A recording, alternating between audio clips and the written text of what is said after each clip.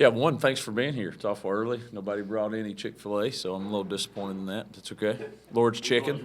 You can bring the Lord's chicken.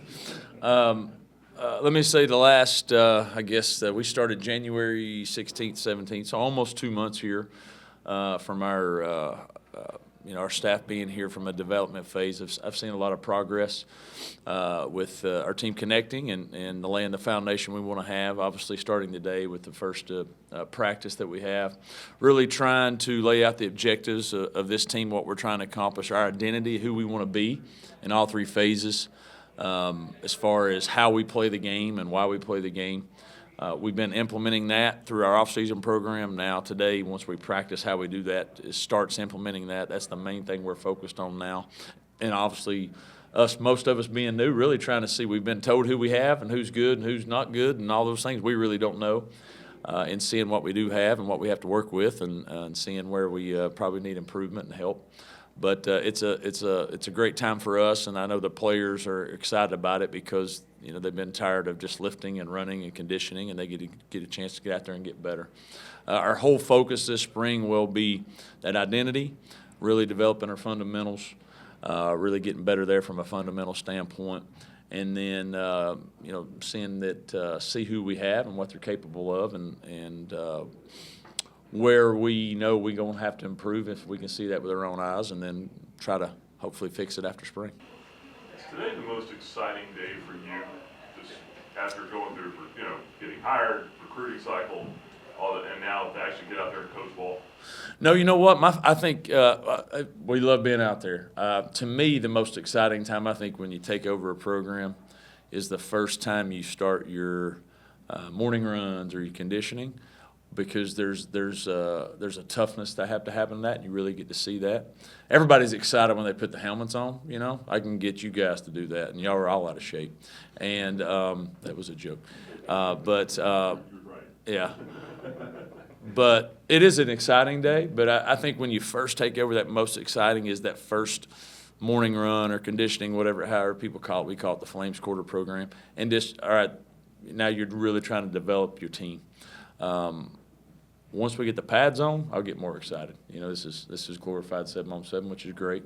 But the pads are going to be the big time when we can see who we are and if we're going to be a physical team or not. So Monday after spring break or Tuesday after spring break will probably when I'm really ready to go. Where are some of the biggest position battles coming into this spring? Well, for us, I would say everywhere, just because we've been told, this guy's pretty good, this guy's not. I think every position is a battle to really see who's going to compete and what we have. Specific needs. Obviously we got to get some depth at wide receiver there, so we brought some guys in. So how does that shake down? I think a linebacker is a big deal. Obviously we lost a lot of guys. From a portal standpoint, we don't have a lot of guys returning that have played a lot. So who really takes over there, I think, is going to be a big deal for you. Mentioned two specifically. Speaking of linebacker, Coach Bala took a job at Alabama. Have you been able to fill that spot yet, and what's your plan there moving forward? I do have I have somebody that we've locked in on. Hopefully you'll hear an announcement here in the next couple of days.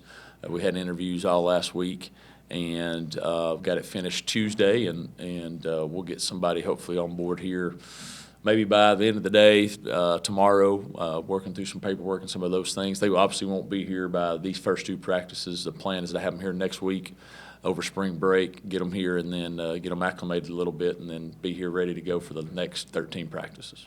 And with these 15 practices, your first chance to get out here with the team, obviously. What are you hoping to get accomplished there? Is it mainly just implementing the new offense and defense, or what's your main goal? Well, I think one there, obviously you're trying to put in some of your schemes and your base stuff, right? You're not going to put everything in, but especially being brand new, we're just need to try to get down and be able to master our base things. But I think really is you want to set the identity of who you are, right? Whether we only put in 3 plays, we put in 150 plays. We want to be a physical and mentally tough football team, and you have to practice that. And so I want to put our team in as many adverse situations as possible to see who we are and how we're going to respond. Because if we can find out how we respond now, we won't have to wait till the fall to figure that out. And so really want to develop those identities. And then, what you hope after 15 too is some of these position battles.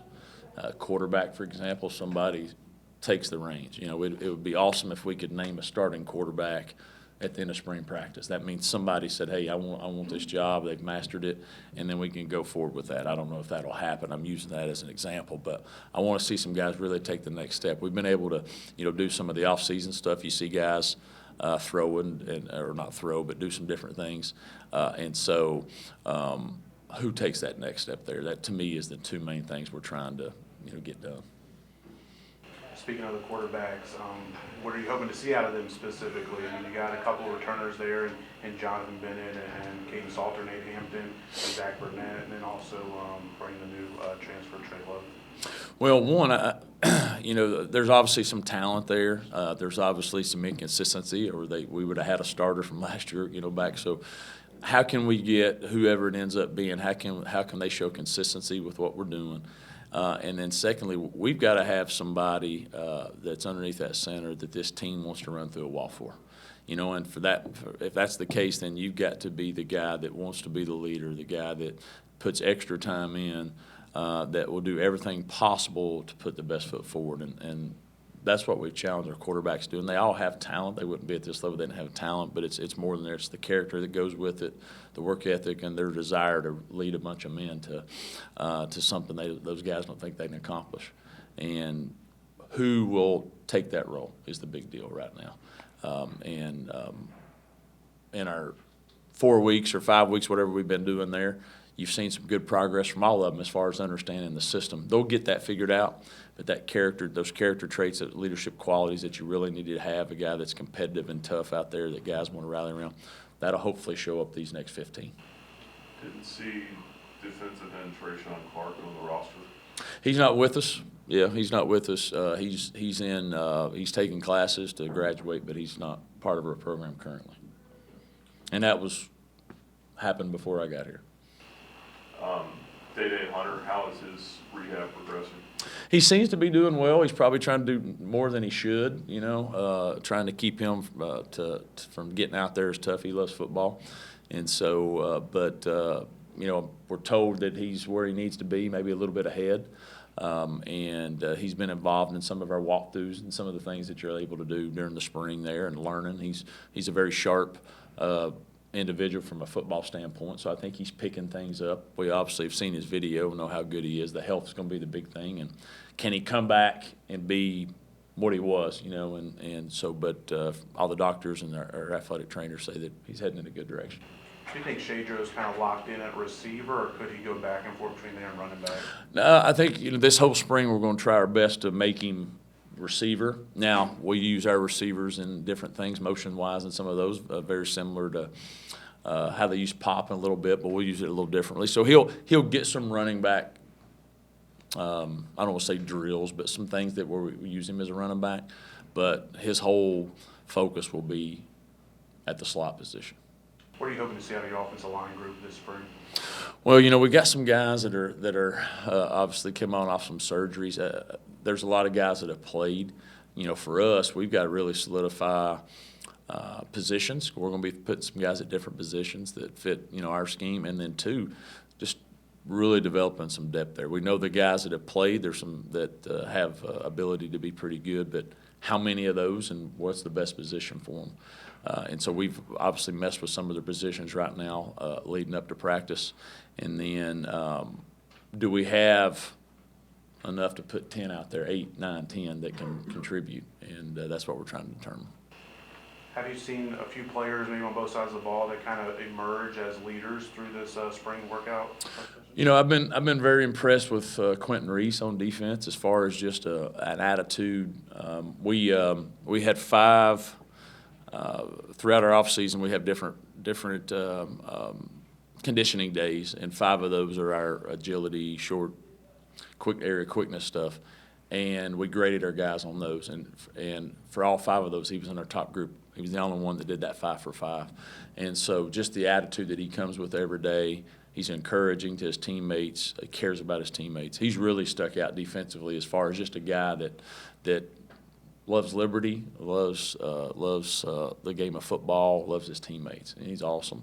And offensively, Xavier X, our offensive lineman, does a fantastic job. As far as just trying to be a leader, he's thoughtful.